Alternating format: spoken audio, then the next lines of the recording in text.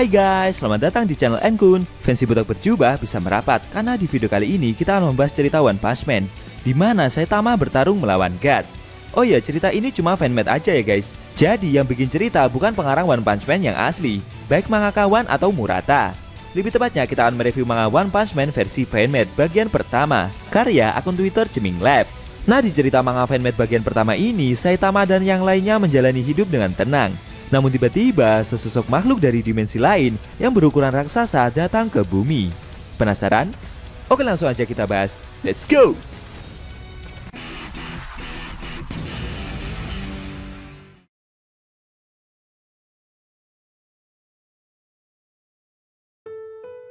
Di awal scene kita diperlihatkan cerita Saitama yang telah mengalahkan Lucifer, suatu makhluk yang mendominasi alam semesta. Si botak kembali ke kehidupannya yang membosankan. Tak pernah terbayangkan pula oleh Saitama jika dia akan bertarung melawan musuh jahat yang sangat kuat di masa depan. Meski begitu, Genos masih mencari jalan untuk mencapai kekuatan terkuat. Dia bahkan tidak pernah sedikitpun merasa mendekati level kekuatan gurunya Saitama, bahkan setelah melawan musuh yang kuat sekalipun. Dr. Kuseno sudah berulang-ulang kali memperbaiki dan memodifikasi tubuh Genos menggunakan teknologi yang cocok dengan Metal Knight, dan ia akan berpotensi besar menghadapi ancaman dari luar angkasa. Di sisi lain, setelah dikalahkan oleh Saitama dalam pertempuran melawan asosiasi monster, Garo telah memulai hidup barunya dengan gaya rambut yang baru. Dia melanjutkan latihan bela dirinya di dojo milik Silver Fang. Dengan latihan itu, Garo berharap untuk mengembangkan spiritual di dalam dirinya. Berdasarkan dokumen penelitian rahasia asosiasi pahlawan, dewa tertinggi adalah sebuah kesadaran entitas dimensi ekstra. Tubuhnya terdiri dari sistem bintang dan debu kosmik yang tak terhitung jumlahnya. Telah dihipotesiskan bahwa dewa tertinggi berasal dari alam semesta yang berbeda. Level bencananya diperkirakan melebihi level bencana dewa dan melampaui semua level bencana yang ada. Berdasarkan dokumen penelitian rahasia dari asosiasi pahlawan yang lain, ada lagi makhluk yang bernama dewa atau God. Dia adalah bentuk kehidupan yang sangat cerdas dengan kekuatan destruktif. Berdasarkan hasil investigasi, terdapat bukti adanya interaksi antara entitas ini dengan laki-laki tertentu. Dia dapat mengirim kekuatannya kepada seseorang melalui cara yang tidak diketahui. Wanita Cita adalah makhluk dari dimensi lain yang memiliki kelincahan yang tinggi dan mempunyai kekuatan night vision. Diperkirakan juga level bencananya adalah iblis.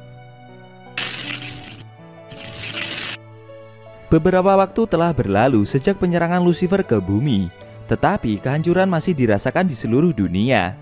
Dengan banyaknya kota yang hancur, untuk pertama kalinya asosiasi pahlawan mengumpulkan seluruh pahlawan dari berbagai kelas untuk membantu menyelamatkan masyarakat dan merekonstruksi kota-kota yang hancur. Dengan berjalannya rekonstruksi, di beberapa kota kehidupan telah kembali dengan normal.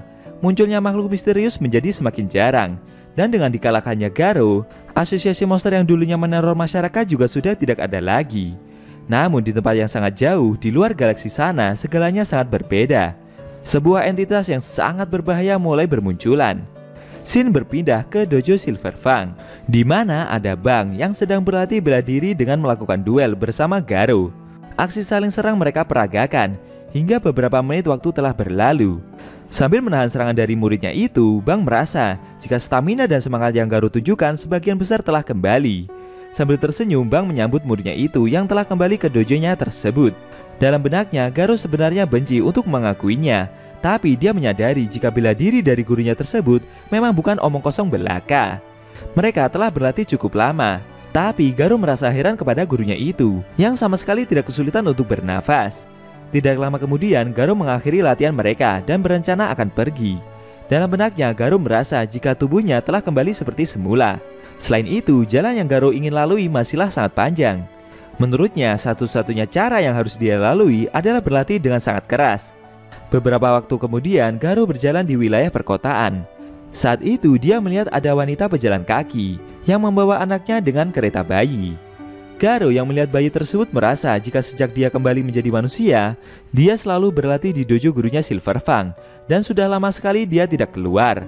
Bahkan setelah Garo mendapatkan kekuatan kejahatan yang absolut dalam pertempuran melawan asosiasi monster, pada akhirnya pria tersebut berhasil mengalahkan Garo seperti mendisiplinkan seorang bocah saja. Garo mengakui kalau dia telah dikalahkan dalam pertarungan yang adil dan jujur. Oh iya, pria yang Garo maksud ini adalah Saitama ya guys. Dan selain berlatih, yang saat ini Garo butuhkan adalah mencari di mana keberadaan pria botak tersebut.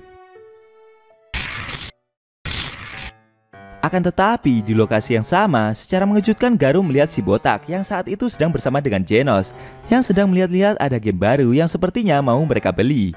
Seketika Garou langsung terkejut. Dia teringat momen beberapa waktu lalu saat dia dalam wujud monster yang sudah tidak berdaya dan dikalahkan oleh Saitama. Sedangkan si botak dan Genos masih berdiskusi tentang game yang mau mereka beli tersebut. Saitama merasa jika dengan memainkan game itu, dia akan dapat mengalahkan King nantinya. Genos dengan polosnya juga percaya dengan apa yang gurunya katakan.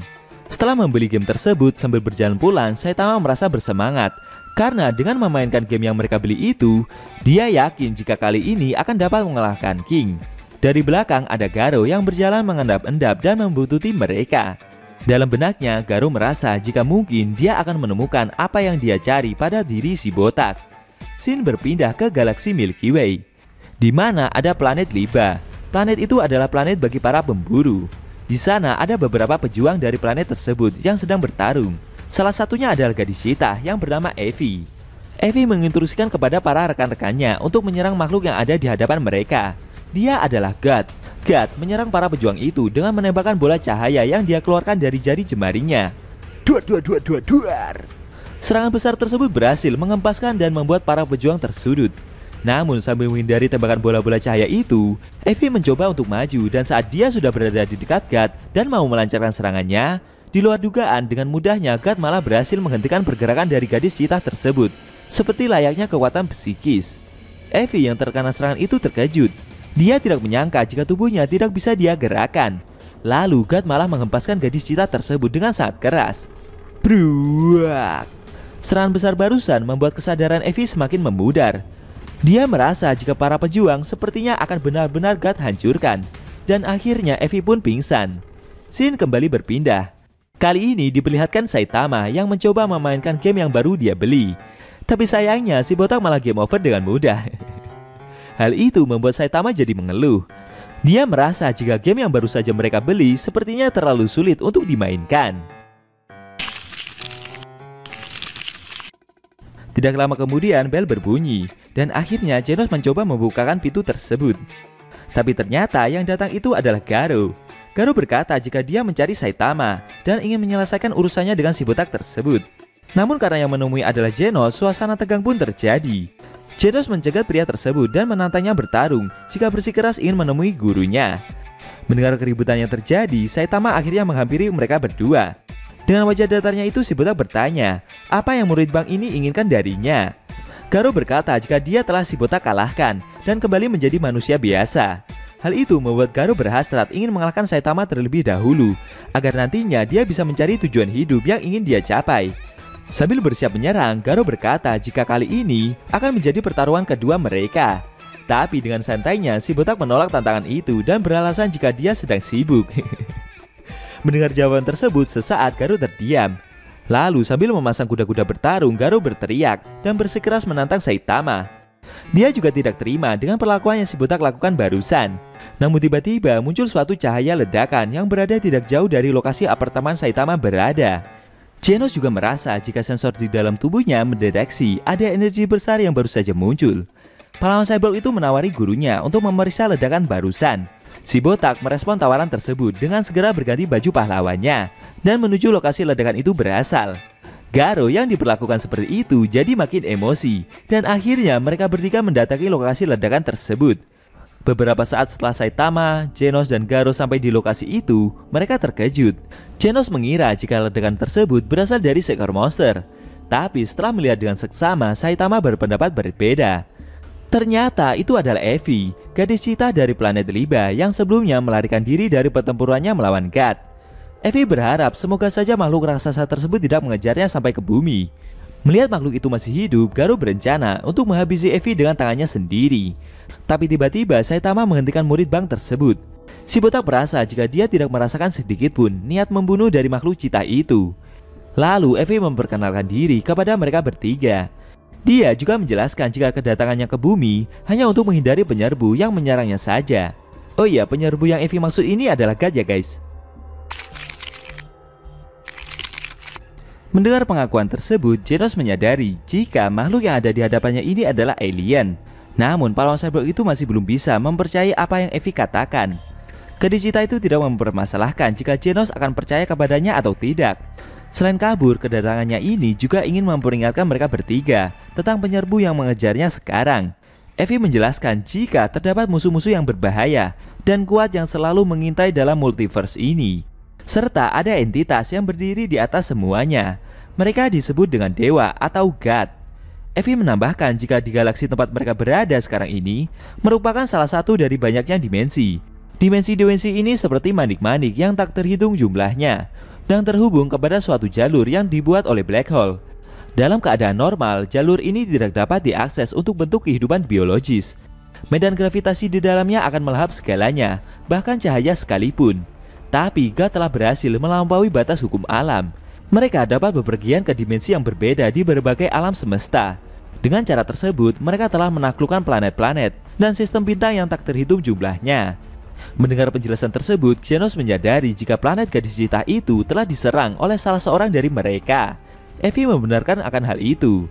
Dia bercerita jika God telah memusnahkan semua orang karena mereka dari awal telah mengincar galaksi tempat mereka berada.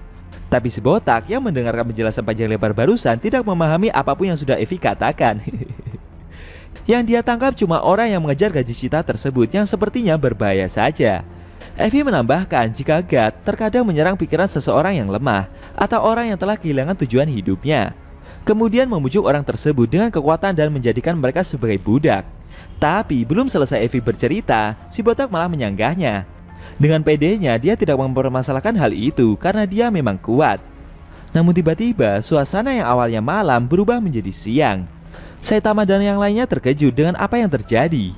Evie menyadari jika itu adalah ulah dari God. Dan sepertinya nasib yang sama akan menimpa planet bumi ini. Gadis Cita itu meminta Saitama, Genos, dan Garo untuk mempersiapkan diri karena pertarungan akan segera tiba.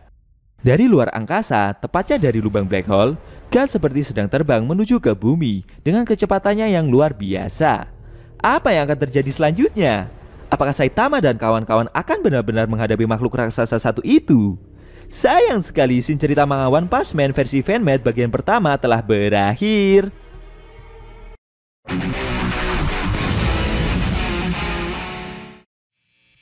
Oke guys, itu tadi review cerita manga One Punch Man versi fanmade bagian pertama yang ending scene-nya memperlihatkan God yang muncul dari lubang black hole dan terbang dengan sangat cepat menuju ke bumi. Hal itu membuat Saitama dan kawan-kawan harus mempersiapkan diri untuk menghadapi pertempuran besar yang akan mereka jalani guys.